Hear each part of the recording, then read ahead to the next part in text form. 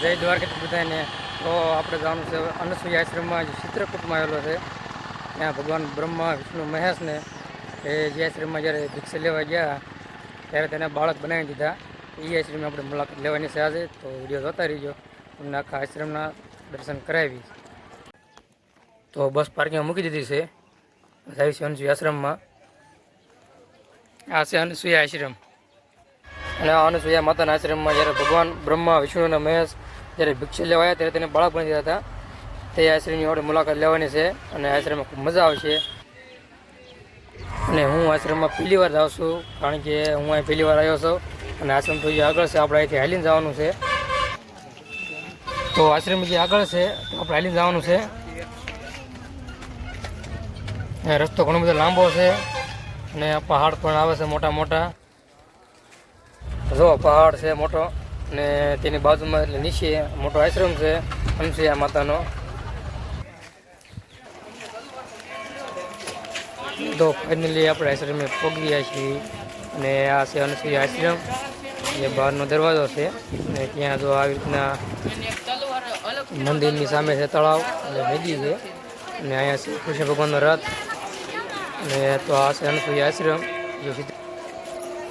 તો આપણે હવે આશ્રમની અંદર જઈએ કે જોઈ કે કેવી રીતના આશ્રમ છે. તો ચાલો આપણે હવે આશ્રમની મુલાકાત લઈ લેવી, પછી પાછા ફરીએ મળીએ.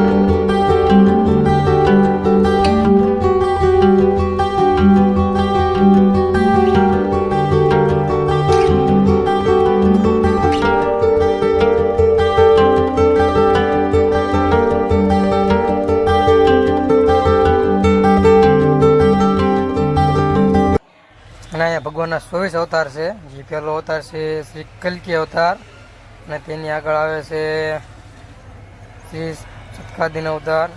જે બધા ભગવાનના 24 અવતાર છે. એ બધા જ અવતાર અહીંયા બતાવેલા છે. અને બધા જ અવતારમાં ભગવાન જોવા મળે છે.